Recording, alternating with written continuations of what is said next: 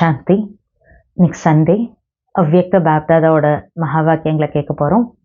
இன்றைய அவ்வியக்த முரளியில் பாப்தாதா அனைத்து குழந்தைகளுடைய நெற்றியில் தூய்மையினுடைய ரேகைகளை பார்த்துட்ருக்கார். ஏன்னா பிராமண வாழ்க்கையினுடைய அஸ்திவாரமே தூய்மைதான். தூய்மை எல்லாருக்கும் பிடிச்சதாக இருக்கு. தூய்மை தான் சுகம், அமைதி, அன்பு, ஆனந்தத்தின் தாயாக இருக்கு அப்படின்றார். மேலும் தூய்மைதான் இந்த மனித வாழ்க்கையினுடைய உண்மையான அலங்காரமாகவும் இருக்கின்றார். தூய்மை இல்லை அப்படின்னா மனித வாழ்க்கைக்கு மதிப்பே கிடையாதுன்றார்.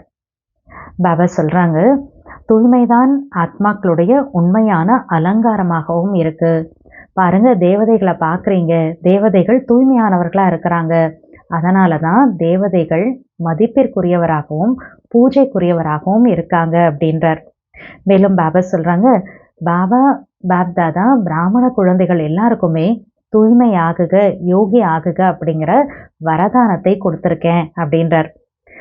எந்த குழந்தைகள் தூய்மையை யார்கிட்ட இருக்கோ அவர்களுடைய நடத்தை, பாவனை, முகம் எல்லாமே ஜொலிக்கும் அப்படின்றார். அதனால்தான் தூய்மை வாழ்க்கையை உயர்ந்ததாக ஆக்கக்கூடியது அப்படின்றார். அப்புறம் பாபா சொல்றாங்க, தூய்மையின் மூலமா நிறைய பிராப்திகள் கூட இருக்கு. முரளியில தூய்மையினுடைய ரியாலிட்டி, ராயல்ட்டி, பர்சனாலிட்டினா என்ன அந்த டீட்டெயிலும் கொடுக்குறார். அப்புறம் சொல்ற தூய்மை மூலமா நிறைய பிராப்திகள் இருக்கு. பாபா எவ்வளோ பொக்கிஷங்களை கொடுத்து குழந்தைகளை நிறைச்சிருக்காருன்னு பாருங்க. அதுல பாபா கொடுக்கறதுல முதல் பொக்கிஷம் ஞானம்ங்கிற பொக்கிஷம். இந்த ஞானம்ங்கிற பொக்கிஷத்தை யூஸ் பண்ணி பாபா சொல்றாங்க, வாழ்க்கை வாழ்ந்துட்டு துக்கம் அசாந்திலேருந்து விடுபட்டுடுறீங்க. வீணான எண்ணங்கள், நெகட்டிவ் எண்ணங்கள், ஆசை எல்லாத்துல இருந்து குழந்தைகள் ஞானத்தை பயன்படுத்தி வெளியில வரீங்க. ஞான பலத்தால வெற்றியாளர் ஆகுறீங்க அப்படின்றார். ரெண்டாவது பொக்கிஷம் நினைவு, யோகா. இதன் மூலமா சக்தி கிடைக்குது. இந்த சக்தியினுடைய ஆதாரத்துல வரக்கூடிய எல்லா பிரச்சனைகளையும் தடைகளையும் கூட ஈஸியாக கடந்து போக முடியும். மூன்றாவது பொக்கிஷம் தாரணை. இதன் மூலமா எல்லா குணங்கள்ல அடையிறோம். நான்காவது பொக்கிஷம் சேவை. சேவை செய்யறதன் மூலமாக யாருக்கு சேவை பண்றோமோ அவங்க மூலமா ஆசீர்வாதங்கள் கிடைக்குது, குஷியும் அடையிறீங்க. மேலும் பாபா சொல்றாங்க, இந்த எல்லா பொக்கிஷங்களையும் அதிகப்படுத்துறதுக்கான சாவி, பொக்கிஷங்களை எந்த அளவுக்கு தனக்காகவும் மற்றவர்களுக்காக பயன்படுத்துறோமோ அந்த அளவுக்கு அது அதிகரிக்கும் அப்படின்னு சொல்றார். அடுத்ததான் பாபா இன்னைக்கு முரளியில குழந்தைகள் செய்யக்கூடிய முயற்சியில ரொம்ப ஈஸியான ஒரு வழி சொல்றார். எல்லாத்த விட சகஜமான முயற்சிக்கான விதி என்ன அப்படின்னா, அமிர்த வேளையிலேருந்து யாரெல்லாம் பார்க்குறோமோ அனைவருக்கும் ஆசீர்வாதம் கொடுங்க, ஆசீர்வாதத்தை பெறுங்கள் அப்படின்றார். யாராவது ஒருத்தர் உங்களுக்கு முன்னால ரொம்ப கோவப்பட்டுட்டு வந்தாலும் சரி, அவங்களுக்கும் நீங்க ஆசீர்வாதம் கொடுங்க, ஆசீர்வாதத்தை வாங்கிக்கோங்க அப்படின்றார். மேலும் இன்னைக்கு முரளியில பாப்தாதா குழந்தைகளுக்கு ஒரு வரதானம், பிளஸ்ஸிங் கொடுக்குறார். என்ன அப்படின்னா, யாராவது ஒரு வேளை உங்களுக்கு துக்கத்தை கொடுக்குறாங்க அப்படின்னா பாபா சொல்றாங்க, நீங்க துக்கத்தை வாங்கிக்காதீங்க அப்படின்றார். பாருங்க, அவங்க துக்கத்தை கொடுக்குறாங்க, அவங்க கொடுக்கட்டும், ஆனா நீங்க வாங்கிக்காதீங்க. கொடுக்குறவங்க கொடுக்கட்டும், வாங்கிக்கிறவங்க வாங்கிக்காதீங்க அப்படின்றார். ஒருத்தர் யாராவது கெட்டுப்போன பொருளை கொடுத்தா நீங்க வாங்கிப்பீங்களா? இல்லை தானே. அப்போ அவங்க துக்கம் கொடுக்குறாங்க அப்படின்னா நீங்க வாங்கிக்கிட்டீங்கன்னா யார் அதிகமாக துக்கப்படுவாங்க? வாங்கிக்கிறவங்க தானே அதிகமாக துக்கப்படுவாங்க. ஸோ பாபா சொல்றார், ஒருவேளை இப்ப இருந்து நீங்க துக்கத்தை எடுக்காம இருந்துட்டீங்கன்னா உங்களுக்கு இருக்கக்கூடிய துக்கத்துல பாதி குறைஞ்சி போயிடும் அப்படின்றார். மேலும் பாபா சொல்றாங்க, சப்போஸ் ஒருவேளை சில டைம்ல ஏதாவது ஒரு தலைகீழ காரியம் யாராவது பண்றாங்கன்னா அவங்கள நம்ம சரி பண்றோம் அப்படின்னு சொல்லிட்டு, இதை நான் சரி பண்றேன், அவங்களுக்கு நான் அறிவுரை கொடுக்குறேன் அப்படின்னு குழந்தைகள் போறோமா. அறிவுரை கொடுக்கறது வேகமா பண்றோமா. ஆனா பாபா சொல்றார், அறிவுரை கொடுக்கறதுக்கான அறிவுரை கொடுங்க, ஆனா அந்த அறிவுரை கொடுப்பதற்கான ரொம்ப உயர்ந்த உத்தமமான விதி என்ன அப்படின்னா, மன்னிக்கும் சொரூபமாகி அறிவுரை கொடுங்க. இரக்க மனமுடையவராகி கருணை மன்னிப்போட அவங்களுக்கு நீங்க அறிவுரை கொடுத்தீங்க அப்படின்னா அது அவங்களுக்குள்ள தாரணையாகும். நீங்க என்ன விரும்புறீங்களோ அது அவங்க மூலமா வெளிப்படும். அப்படி அந்த இரக்கம் கருணை உள்ளத்தோட நம்ம பண்ணலை அப்படின்னா அந்த அறிவுரையை ஒரு காதுல கேட்பாங்க, இன்னொரு காதுல அது வெளியில போயிடும், அது அவங்களுக்குள்ள தாரணை ஆகாது. மேலும் அந்த கருணை உணர்வோடு மற்றவர்களுக்கு அந்த அறிவுரை கொடுப்பதற்கான விதி என்னன்னா, சுப பாவனை, சுப ஆசைகள் அப்படின்றார். பாபா சொல்றாங்க, உங்களுடைய கருணை மனமுடைய அந்த அறிவுரை அப்படிங்கிறது, அதனுடைய தாக்கம் அவங்களுடைய அந்த கொடூரமான இதயத்தை கூட மாற்றிவிடும் அப்படிங்கிறார். அதனால பாபா சொல்றார், பாபா என்ன வரதான அதனால கொடுக்குறாருன்னா, துக்கத்தை பெறாதீர்கள், துக்கத்தை கொடுக்காதீர்கள். துக்கத்தை எடுக்கக்கூடாது, துக்கத்தை கொடுக்கக்கூடாது. பாருங்க, பாப் தாதா யாருக்கும் துக்கம் கொடுக்கறது இல்ல. அப்ப பாபாவை பின்பற்றி நடக்கணும், ஃபாலோ பண்ணணும் இல்லையா அப்படின்றார் பாபா. அப்புறம் பாபா சொல்றாங்க, சில டைம்ல கொஞ்ச நேரத்துல குழந்தைகள் என்ன பண்றோமா, யாராவது துக்கம் கொடுக்குறப்ப திட்டிடுறீங்க அப்படின்றார். திட்டக்கூடாது. சப்போஸ் ஒருத்தங்களை அடிக்கடி திட்டிட்டு இருக்கோம் அப்படின்னா பாபா சொல்றார், அந்த ஆத்மா இன்னும் அதிகமா இன்னும் மேலும் எதிரி ஆயிடுவாங்க, அவங்களுக்கு வெறுப்பு வர ஆரம்பிச்சிடும். அதனால பாபா வள்ளல் அவருடைய குழந்தைகள் மாஸ்டர் வள்ளலாகி ஆசீர்வாதம் கொடுங்க, மன்னிப்பு கொடுங்க அப்படின்றார். மேலும் பாபா சொல்றாங்க, துக்கமாக இருக்கக்கூடியவங்களுக்கு சுகத்தை உங்களால கொடுக்க முடியாதா என்ன அப்படின்னு கேட்கிறார். பாருங்க, charity begins at home. First trial வீட்ல இருந்து ஆரம்பிங்க, ட்ரையல் பண்ணுங்க, வீட்ல இருந்து ஸ்டார்ட் பண்ணுங்க. பாஸ்டர், வீட்டுல யாராவது உங்களுக்கு துக்கம் கொடுக்குறாங்க, அப்படி யாராவது நபர் இருக்காங்க அப்படின்னா அவங்களுடைய துக்கத்தை நீங்க எடுத்துக்காதீங்க.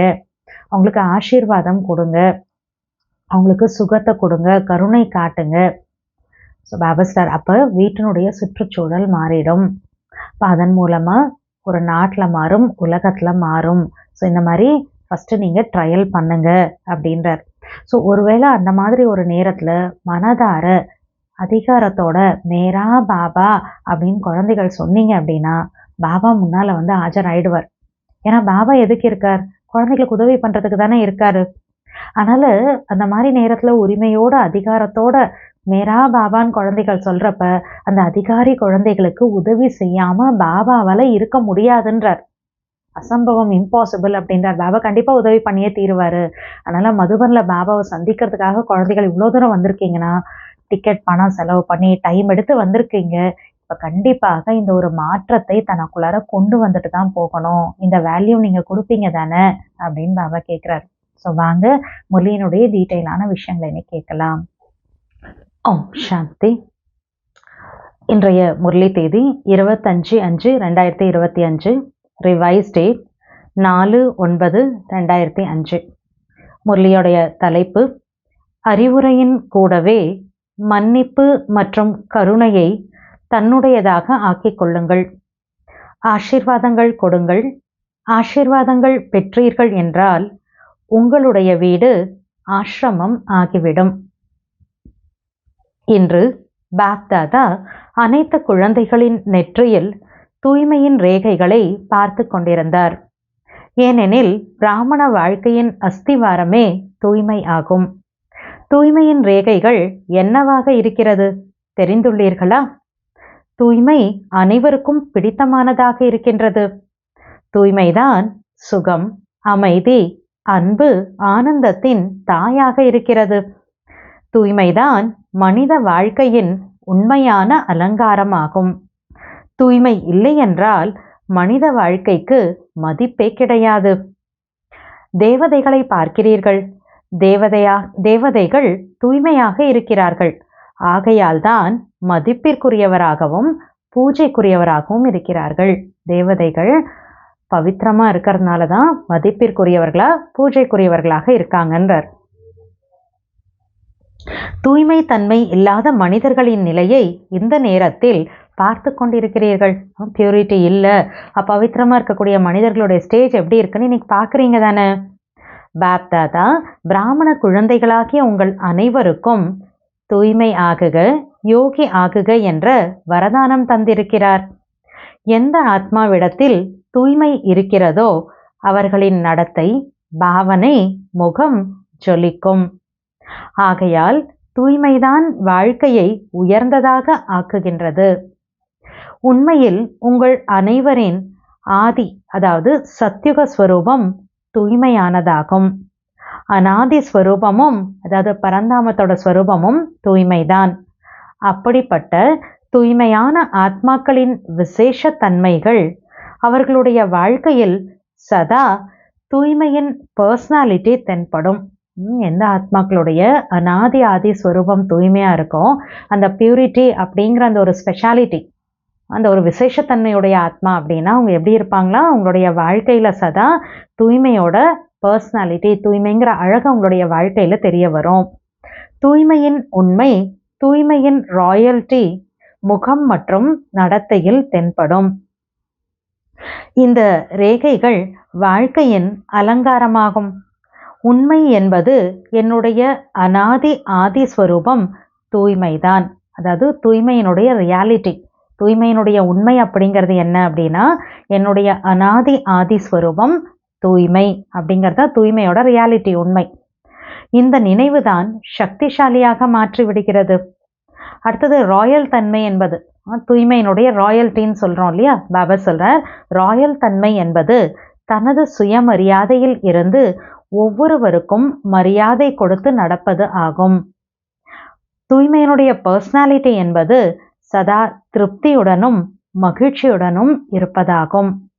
தானும் திருப்தியுடன் இருந்து மற்றவர்களையும் திருப்திப்படுத்துவது. தூய்மையின் மூலம் பிராப்திகளும் நிறையவே இருக்கிறது. ஸோ பாபா இங்கே என்ன சொல்கிறார், 3 விஷயங்கள், தூய்மையினுடைய ரியாலிட்டி, ராயல்ட்டி, பர்சனாலிட்டின்னு சொல்கிறார். தூய்மையோட ரியாலிட்டி என்ன அப்படின்னா, என்னுடைய அனாதி ஆதி ஸ்வரூபம் தூய்மை அப்படிங்கிறது தான் ரியாலிட்டி. தூய்மையினுடைய ராயல்ட்டிங்கிறது என்ன அப்படின்னா, நானும் சுயமரியாதையிலேருந்து ஒவ்வொருத்தருக்கும் மரியாதை கொடுத்து நடக்கிறது. தூய்மையோட பர்சனாலிட்டி அப்படின்னா, நானும் திருப்தியாக இருந்து சந்தோஷமாக இருக்கிறது, மற்றவங்களே திருப்திப்படுத்துறது. ஸோ பாபா சொல்கிற தூய்மையின் மூலம் பிராப்திகளும் நிறையவே இருக்கிறது. பாப்தாதா குழந்தைகளாகிய உங்கள் அனைவருக்கும் என்னென்ன பிராப்திகளை கொடுத்திருக்கிறார் அதை தெரிந்துள்ளீர்கள் அல்லவா? எவ்வளவு பிராப்திகளினால், அதாவது பொக்கிஷங்களினால் நிறைத்துள்ளார். ஒருவேளை பிராப்திகளை நினைவில் வைத்தீர்கள் என்றால் நிறைந்தவராக ஆகிவிடுவீர்கள். பாபா எவ்வளோ பொக்கிஷங்கள் கொடுத்துருக்கார், அதெல்லாம் ஞாபகம் வச்சுட்டிங்கன்னா நிறைஞ்சவங்களா ஆயிடுவீங்க அப்படின்றார். ஸோ பாபா டீட்டெயிலில் வர்றார். அனைத்தையும் விட முதலாவது பொக்கிஷம் ஞானத்தின் பொக்கிஷம். இதனால் வாழ்ந்து கொண்டே துக்கம் அசாந்தியிலிருந்து விடுபட்டு விடுகிறோம். இந்த ஞானம்ங்கிற பொக்கிஷத்தை யூஸ் பண்ணி என்ன பண்ணுறோமா, வாழ்ந்து கொண்டே துக்கம் அசாந்தியிலிருந்து விடுபட்டு விடுகிறோம். வீணான எண்ணங்கள், எதிர்மறை எண்ணங்கள், ஆசைகள், விக்கர்மங்களிலிருந்து விடுபட்டு விடுகிறோம். ஒருவேளை ஏதாவது வீணான எண்ணம் மற்றும் ஆசை வருகிறது என்றாலும் ஞான பலத்தின் மூலம் வெற்றியாளர் ஆகிவிடுகிறீர்கள். இரண்டாவது பொக்கிஷம் நினைவு யோகா. இதன் மூலம் சக்திகளை பெறுகிறோம். மேலும் சக்திகளின் ஆதாரத்தின் மூலம் அனைத்து பிரச்சனைகளையும் அனைத்து தடைகளையும் எளிதில் கடந்து விடுகிறோம், ஈஸியாக கிராஸ் பண்ணிடுறோம். மூன்றாவது பொக்கிஷம் தாரணை. இதன் மூலம் அனைத்து குணங்களையும் அடைந்து விடுகிறோம். மேலும் நான்காவது பொக்கிஷம் சேவை. சேவை செய்வதன் மூலம் யாருக்கு சேவை செய்கிறோமோ அவர்களின் ஆசீர்வாதம் கிடைக்கிறது, குஷியும் அடைகிறோம்.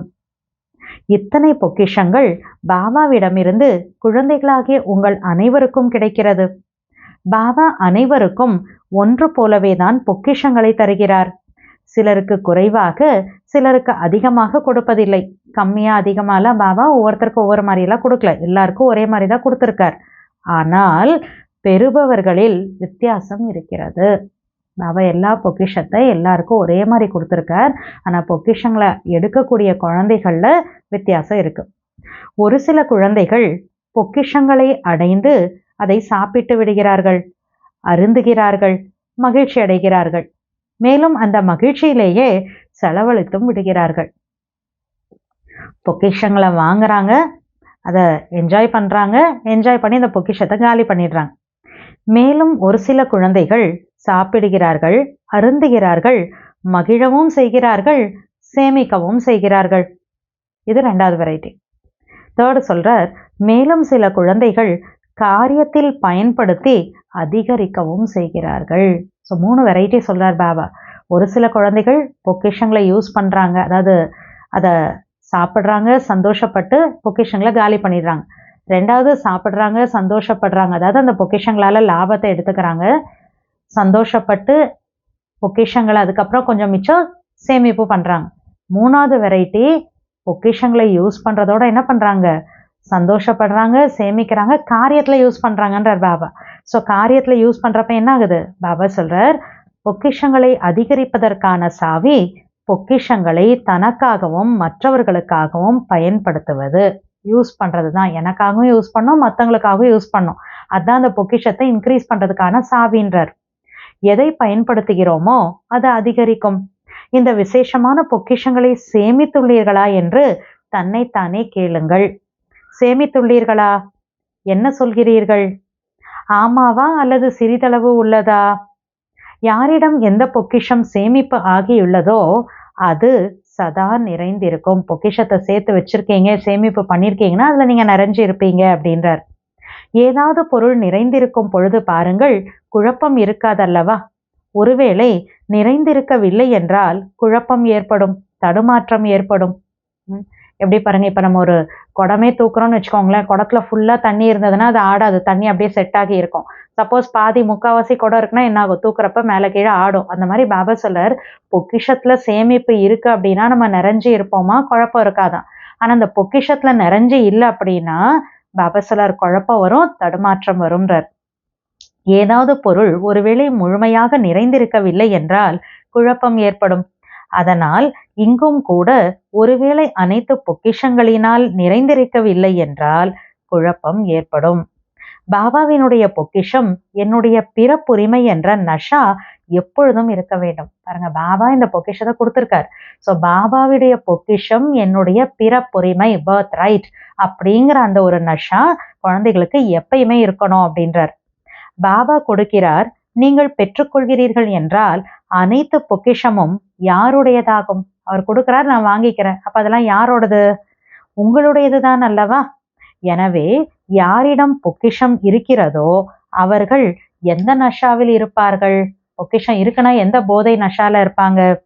எப்படி ராஜாவின் சின்னஞ்சிறு மகன் ராஜகுமாரனாக ஆவார்?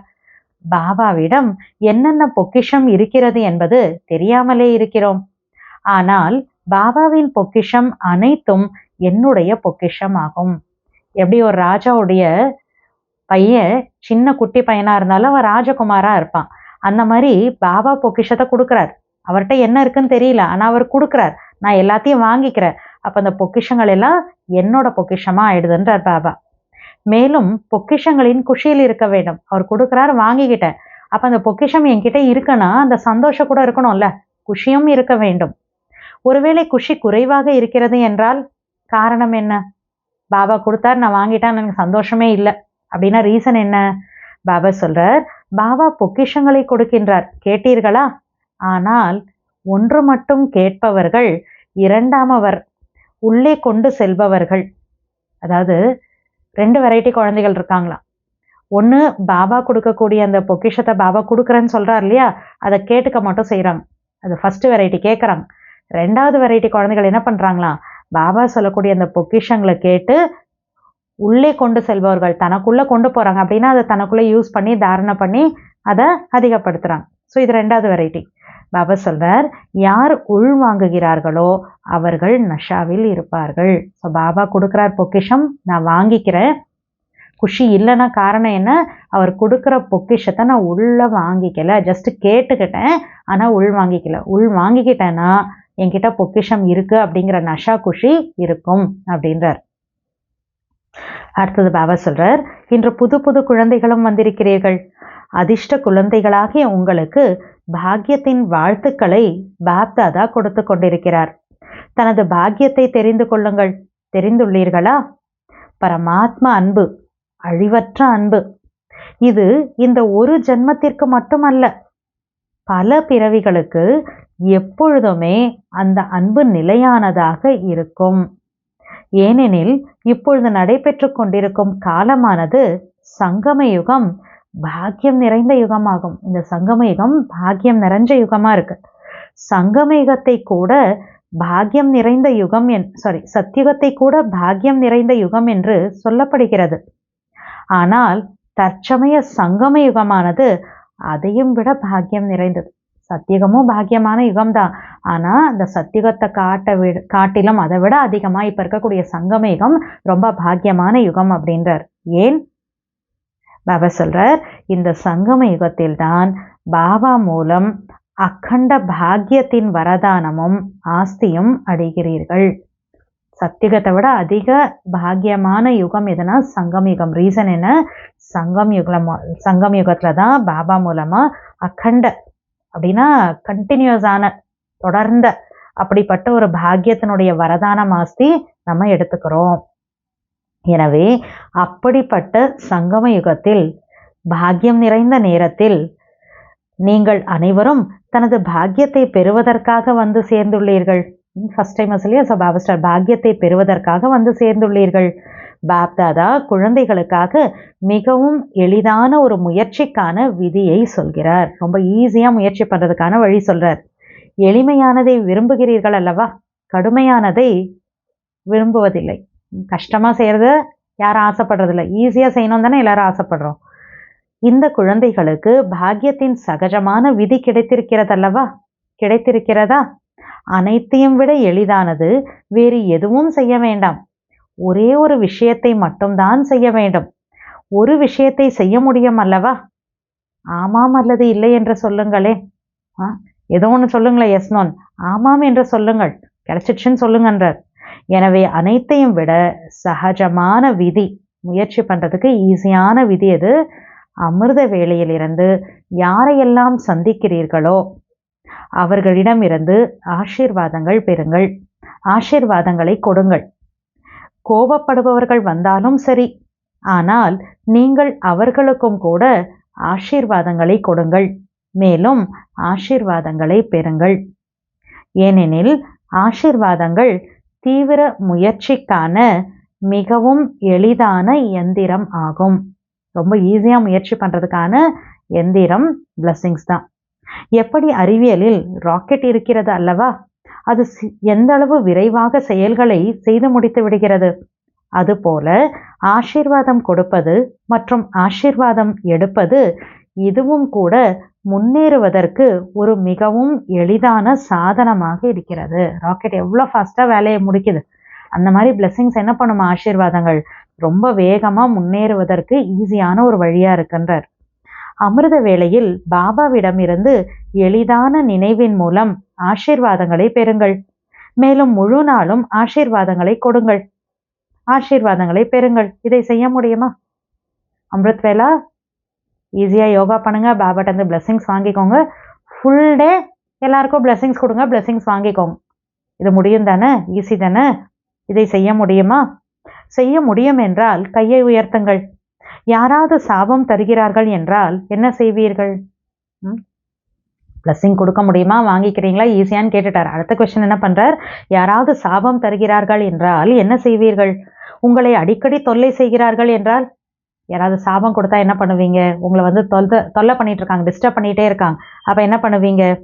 சிந்தியுங்கள், கொஞ்சம் யோசிங்க அப்படின்றார். நீங்கள் பரமாத்மாவின் குழந்தைகள், வள்ளலின் குழந்தையாக இருக்கிறீர்கள் அல்லவா? மாஸ்டர் வள்ளலாக இருக்கிறீர்கள். எனவே வள்ளலின் வேலை என்னவாக இருக்கிறது? கொடுப்பதாகும். வள்ளல்னாவே கொடுக்கறது தான் வேலை. எனவே அனைத்தையும் விட நல்ல விஷயமாக இருப்பது ஆசீர்வாதங்களை கொடுப்பதாகும். எப்படிப்பட்ட மனிதர்களாக இருந்தாலும் சரி, ஆனாலும் உங்களின் சகோதர சகோதரிகளாக இருக்கிறார்கள், பரமாத்மாவின் குழந்தைகள். எனவே சகோதர சகோதரிகளாக இருக்கிறார்கள் அல்லவா? எனவே பரமாத்மாவின் குழந்தைகளாக இருக்கிறார்கள். என்னுடைய ஈஸ்வரிய சகோதரராக இருக்கிறார், ஈஸ்வரிய சகோதரியாக இருக்கிறார். அவர்களுக்கு என்ன தருவீர்கள்? சாபம் கொடுப்பீர்களா என்ன? பரமாத்மா குழந்தைகள், என்னோட ஈஸ்வரிய சகோதரன் சகோதரி, அப்ப அவங்களுக்கு என்ன கொடுப்பீங்க? சாபம் கொடுப்பீர்களா என்ன? பாபா என்றாவது சாபம் கொடுத்தாரா என்ன? கொடுப்பாரா? கொடுக்கிறாரா? ஆமாவா இல்லையா? பாபா எப்பயாவது சாபம் கொடுக்குறாரா என்ன? சரி, இல்லை என்றாவது சொல்லுங்கள். எஸ் நோ ஏதோ ஒன்று சொல்லுங்களேன் அப்படின்றார். மிகவும் குஷியாக இருக்கிறீர்கள். குழந்தைகளா ரொம்ப சந்தோஷமா பாபாவுக்கு மேல உட்காந்து கேட்குறாங்க. மிகவும் குஷியாக இருக்கிறீர்கள்.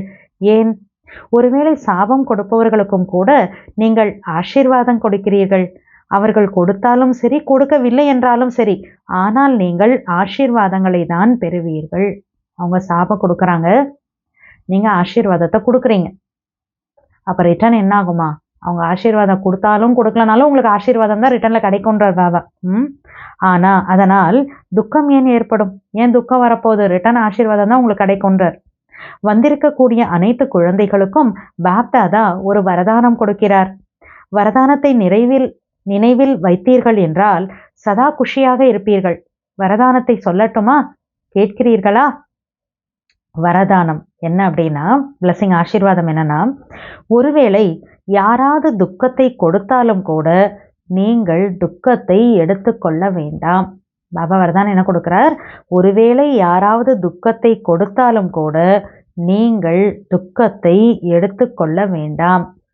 அவர்கள் கொடுக்கட்டும். துக்கம் கொடுக்குறாங்களா? அவர்கள் கொடுக்கட்டும். ஆனால் நீங்கள் எடுக்க வேண்டாம். கொடுப்பவர்கள் கொடுக்கட்டும், எடுப்பவர்கள் எடுக்க வேண்டாம்.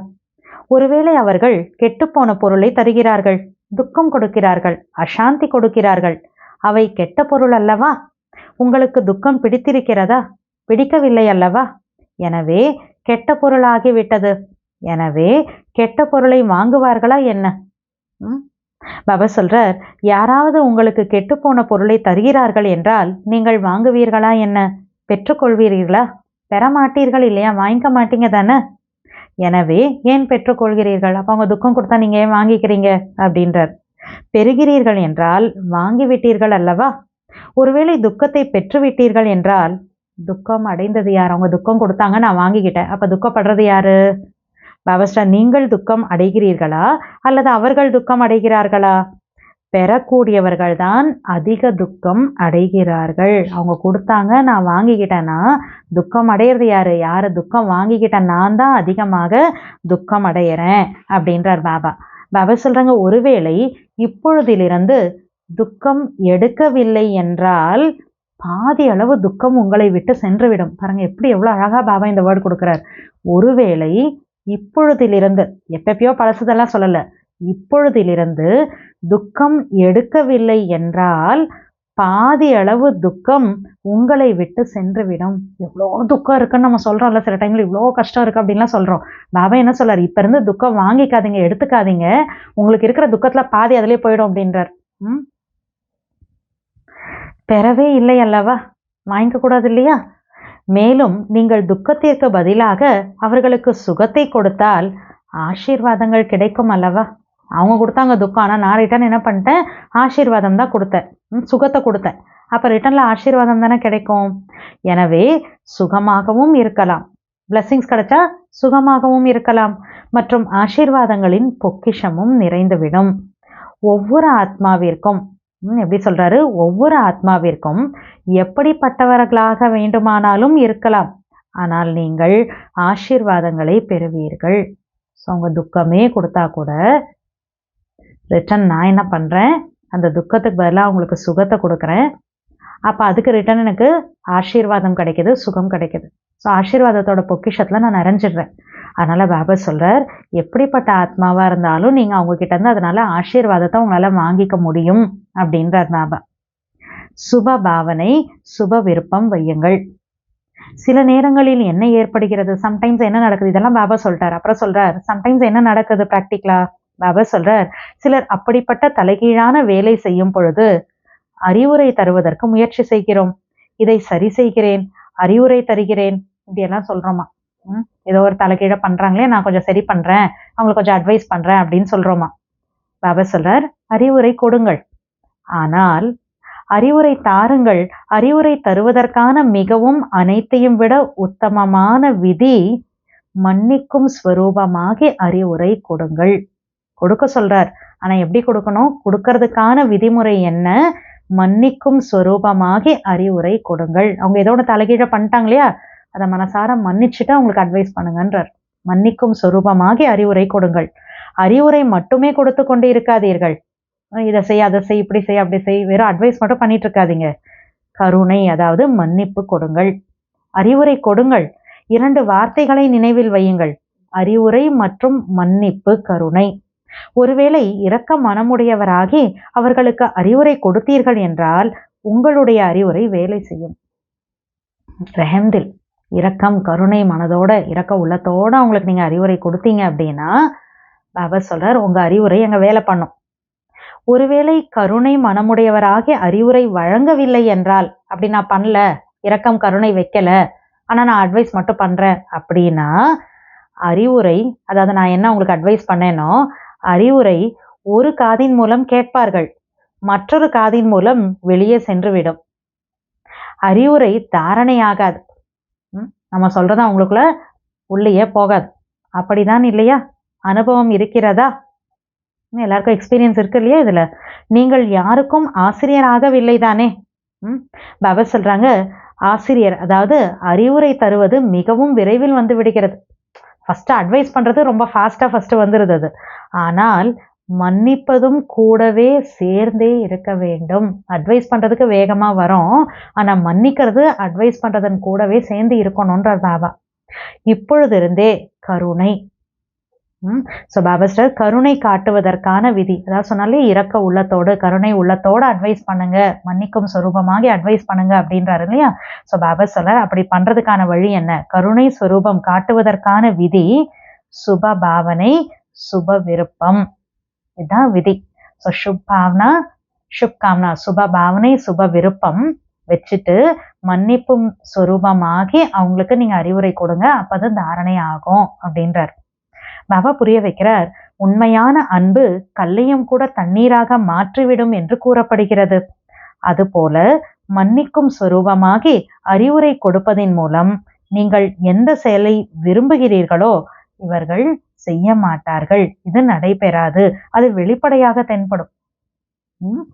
ஸோ நம்ம மன்னிக்கும் சொரூபத்தோட கருணை உள்ளத்தோட சுப் பாவனா சுப் காம்னாவோட அட்வைஸ் பண்றோம்னா, அப்புறம் அவங்க இதை செய்யக்கூடாது இதை செய்யணும்னு நினச்சாலும் நம்ம என்ன செய்கிறோமோ அதே மாதிரி அவங்க நடந்துப்பாங்க, அந்த மாதிரி அவங்களுக்குள்ள மாற்றம் வந்துடும். அது வெளியில தெரியுன்றார் பாபா.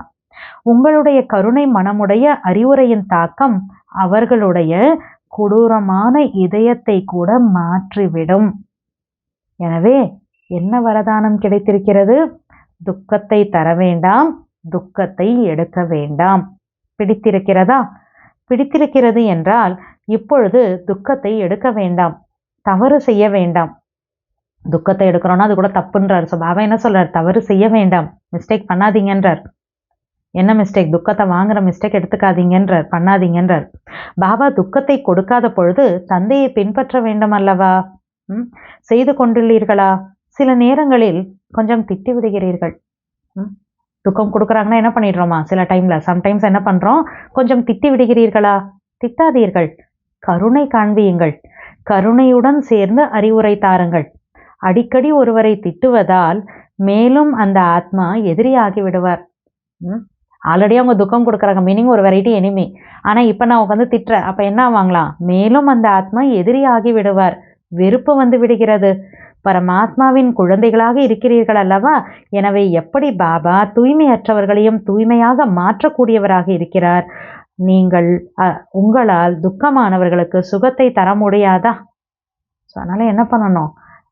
பாபா சொல்லர் கருணை காட்டுங்க, அவங்க மேல சுப்பாவனா சுப்காம்னா வைங்க, மன்னிக்கும் தன்மையுடையவராக அவங்களுக்கு வந்து நீங்க அட்வைஸ் பண்ணுங்க. உங்களால துக்கமானவங்களுக்கு சுகத்தை கொடுக்க முடியாதா என்ன அப்படின்றார். இப்பொழுது ட்ரையல் செய்து பாருங்கள், செக் பண்ணி தான் பாருங்களேன். ட்ரையல் செய்வீர்கள் அல்லவா, அதாவது சோதனை செய்வீர்கள் அல்லவா? அதனால் முதலில் சேரிட்டி பிகின்ஸ் அட் ஹோம். அறம் வீட்டிலிருந்து ஆரம்பிக்கின்றது. ஃபர்ஸ்ட் என்கிட்ட என்னோட ஃபேமிலியிலேருந்து நான் சேவையை ஸ்டார்ட் பண்ணோம். Charity begins at home. So Baba சொல்கிறார், குடும்பத்தினர் யாராவது ஒருவேளை, எப்படி அதை பாபா இவ்வளோ நேரம் சொன்னார் இல்லையா, அது ப்ராக்டிக்கலாக எப்படி செய்யணுமா? முதல்ல ஃபேமிலியில் பண்ணுங்க. அதுக்கு பாபா சொல்கிறார், குடும்பத்தினர் யாராவது ஒருவேளை துக்கம் கொடுக்கிறார்கள் என்றால் ஆனாலும் துக்கத்தை எடுக்க வேண்டாம். சப்போஸ் உங்கள் ஃபேமிலியில் யாராவது ஒருத்தர் உங்களுக்கு துக்கம் கொடுக்குறாங்க, நீங்கள் துக்கத்தை வாங்கிக்காதீங்க, ஆசீர்வாதம் கொடுங்கள். கருணை மனமுடையவராக வேண்டும். முதலில் வீட்டில் இருப்பவர்கள் மீது செய்யுங்கள். வீட்டின் தாக்கம் சுற்றுச்சூழலில் ஏற்படும், சுற்றுச்சூழலின் தாக்கம் நாட்டிற்கு பரவும், ஒரு தேசத்தின் தாக்கம் உலகத்தில் பரவும். எளிதாக இருக்கிறதல்லவா? ஸோ வீட்டில இருந்து ஆரம்பிங்க அப்படின்றார் பாபா. தனது குடும்பத்தில் இருந்து ஆரம்பம் செய்யுங்கள். ஏனெனில் யாராவது வீட்டில் உள்ள ஒருவர் கோபப்பட்டால் வீட்டின் சூழல் எப்படி ஆகிறது என்பதை பார்க்கிறீர்கள். வீடாக இருக்கிறதா அல்லது போர்க்களமாக இருக்கிறதா? அந்த நேரம் பிடித்திருக்கிறதா? பிடிக்கவில்லை தானே.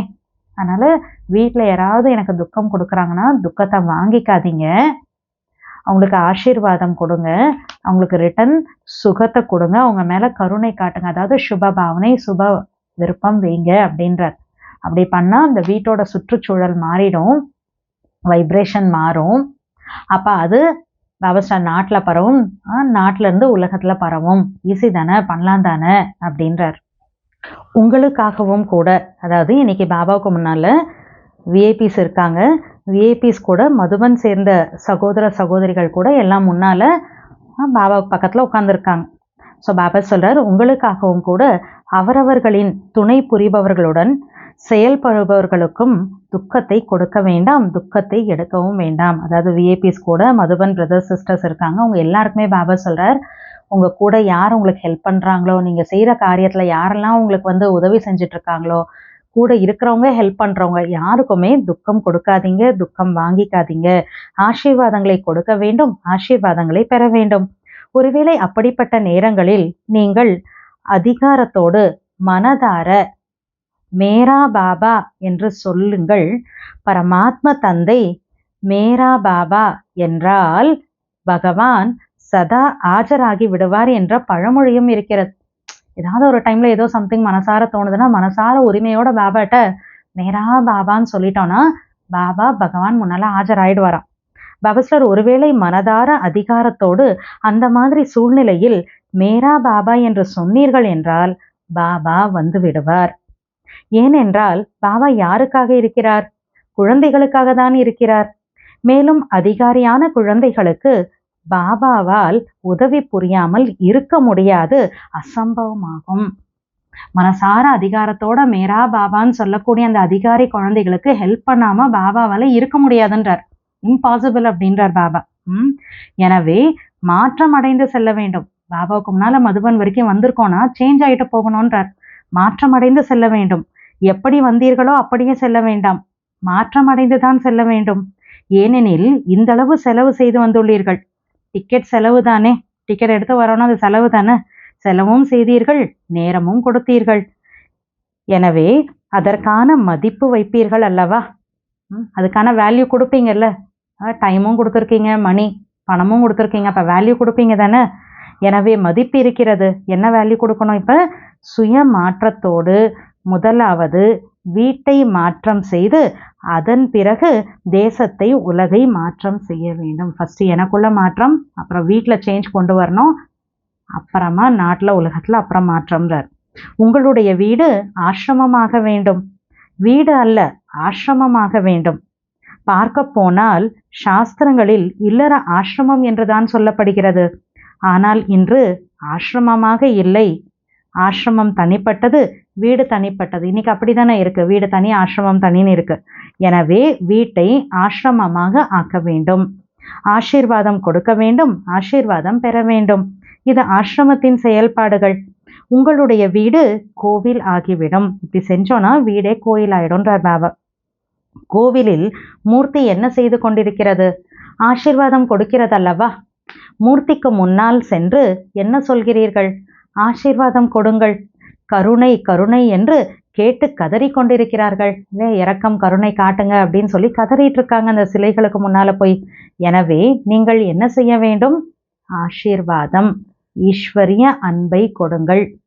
ஆத்மீக அன்பு, சரீரத்திற்கான அன்பு அல்ல, ஆத்மீக அன்பு.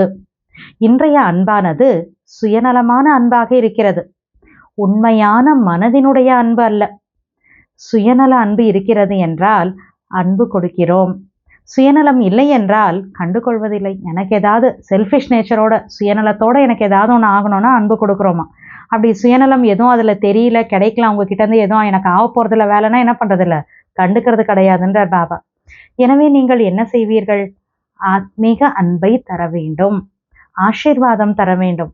துக்கத்தை தர வேண்டாம், துக்கத்தை பெற வேண்டாம். உங்களுக்காக வாய்ப்பு கிடைத்திருப்பதை பாருங்கள். பாப்தாதாவும் கூட மகிழ்ச்சி அடைகிறார். யாரெல்லாம் வந்துள்ளீர்களோ, அதாவது ஆல் ஓவர் இந்தியாவிலேருந்து 250 விஐபிஸ் அமைதி மாநாட்டிற்காக, பீஸ் கான்ஃபரன்ஸ்க்காக வந்திருக்காங்க. இவர்களின் வீடுகள் ஆசிரமம் ஆகிவிடும் அல்லவா? ஆகிவிடும் அல்லவா? உறுதியாக சிறிதளவு உறுதித்தன்மை குறைவாக, கொஞ்சம் கம்மியாக இருக்கா உறுதித்தன்மை அப்படின்னு கேட்குறார். யாரெல்லாம் புரிந்து கொண்டுள்ளீர்கள்? என்ன நடந்தாலும் சரி, கொஞ்சம் சகித்து கொள்ள வேண்டியிருந்தாலும் சரி, உள்ளடக்கும் சக்தியை செயலில் கொண்டு வர வேண்டியிருக்கும். ஆனால் பொறுத்து கொள்ளும் சக்தியின் பலன் மிகவும் இனிமையாக இருக்கும். நான் சகிச்சுக்கிறேன் அப்படின்னா அதனுடைய ரிசல்ட் ரொம்ப இனிமையாக ஸ்வீட்டா இருக்கும். சகித்து கொள்ள வேண்டி இருக்கிறது, ஆனால் பலன் மிக இனிமையாக இருக்கிறது. எனவே யார் உறுதியாக செய்கிறார்களோ ஒவ்வொரு வீடும் ஸ்வர்க்கம் ஆக்குவோம், கோயில் ஆக்குவோம், ஆசிரமம் ஆக்குவோம்.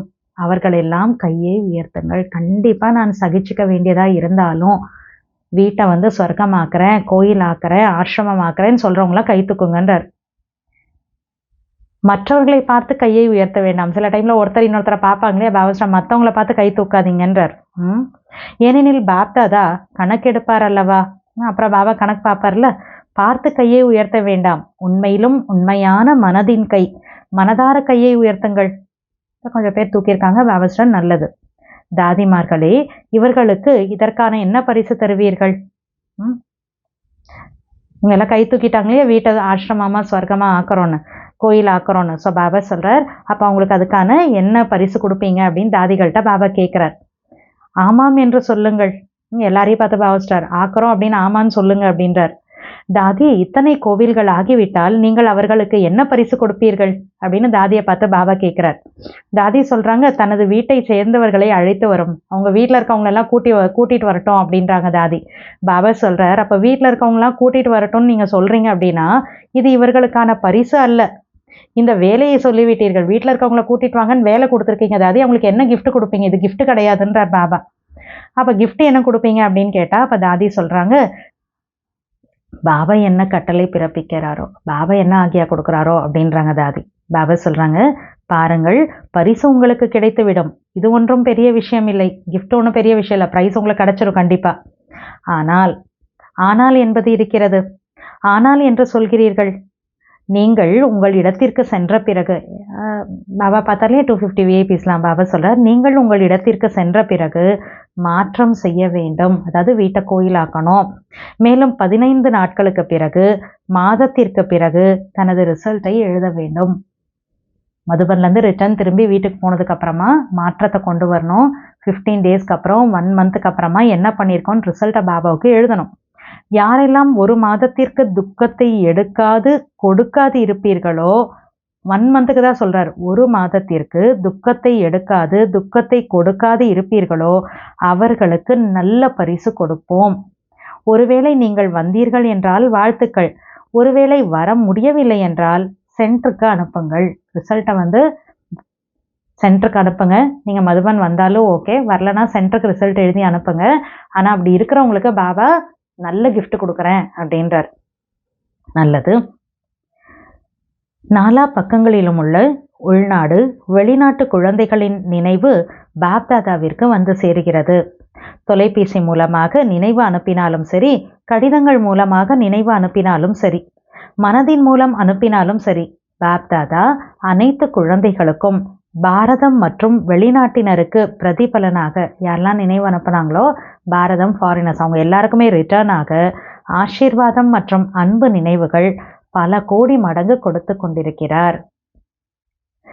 அடுத்தது பாபா யாத்பியார் சொல்றாங்க, 4 பக்கத்திலும் உள்ள பரமாத்மா அன்பின் அதிகாரி குழந்தைகளுக்கு 4 பக்கமும் அனைத்து பொக்கிஷங்களில் நிரம்பிய தடைகளற்ற முடிவற்ற வீணான எண்ணங்களற்று இருக்கக்கூடிய சிரேஷ்ட ஆத்மாக்களுக்கு, கூடவே அனைத்தையும் மாற்றம் செய்யக்கூடிய மற்றும் செய்ய வைக்கக்கூடிய ஊக்கம் உற்சாகத்தில் பறக்கக்கூடிய குழந்தைகளுக்கு, அதன் கூடவே பாப்தாதாவிற்கு உண்மையான மனதின் விஷயங்களை தரக்கூடிய உண்மையான இதயமுடைய குழந்தைகளுக்கு, விசேஷமாக திலாராம் ரூபத்தில், பாபாவின் ரூபத்தில், ஆசிரியர் ரூபத்தில், சத்குருவின் ரூபத்தில் பல மடங்கு அன்பு நினைவுகள் மற்றும் நமஸ்காரம். பாபா எனக்கு ஸ்பெஷல் யாத்பியார் எப்படி கொடுக்குறானா, பாபா சொன்ன அந்த மாதிரிலாம் இருக்கக்கூடிய குழந்தைகளுக்கு ஸ்பெஷலி திலாராமா, பாபா அப்படின்னா அப்பாவா, டீச்சரா, சத்குரு ரூபத்தில் பாபா பல மடங்கு அன்பு நினைவுகள் நமஸ்காரம்னு சொல்றார். இன்னைக்கு முரளியோட வருதான், அலைந்து கொண்டிருக்கும் ஆத்மாக்களுக்கு சரியான குறிக்கோளை காட்டக்கூடிய சைத்தன்ய லைட் மைட் ஹவுஸ் ஆகுங்கள். அலைந்து கொண்டிருக்கும் ஆத்மாக்களுக்கு சரியான குறிக்கோளை காட்டக்கூடிய சைத்தன்ய, அதாவது உயிரோட்டம் உள்ள லைட் மைட் ஹவுஸ் ஆகுக. அலைந்து கொண்டிருக்கும் ஆத்மாக்களுக்கு சரியான குறிக்கோளை காட்டுவதற்காக சைத்தன்ய லைட் மைட் ஹவுஸ் ஆகுங்கள். இதற்காக 2 விஷயங்கள் மீது கவனத்தில் வையுங்கள். 2 விஷயங்களை அட்டென்ஷன்ல வைக்கணும். 1, ஒவ்வொரு ஆத்மாவின் விருப்பத்தை பகுத்தறிவது, நாடியை தெரிந்து கொள்வதை தான் தகுதியுடைய மருத்துவர் என்று சொல்லப்படுகிறது. அதுபோல் பகுத்தறியும் சக்தியை சதா பயன்படுத்துவது. அதாவது நாடியை கரெக்டாக தெரிஞ்சுக்கிட்டாங்க அப்படின்னா அனலைஸ் பண்ணுற அவங்கள தான் கரெக்டான டாக்டர்னு சொல்லுவாங்களா. அந்த மாதிரி ஒரு ஆத்மாவோட விருப்பம் என்ன அப்படிங்கிறது கரெக்டாக தெரிஞ்சுட்டு அதுக்கான சக்தியை யூஸ் பண்ணணும். ஸோ இது 1. 2வது, சதா தன்னிடம் அனைத்து பொக்கிஷங்களின் அனுபவத்தை நிலையாக வைப்பது. சதா இந்த லட்சியத்தை வைக்க வேண்டும்.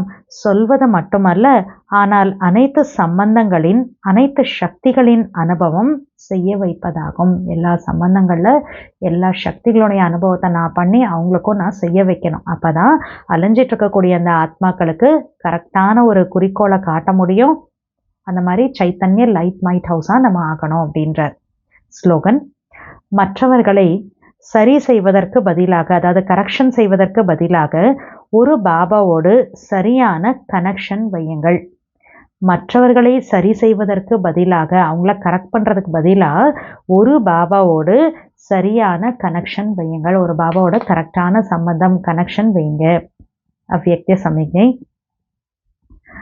ஆன்மீக ராயல்டி மற்றும் தூய்மையின் பர்சனாலிட்டியை தாரணை செய்யுங்கள்.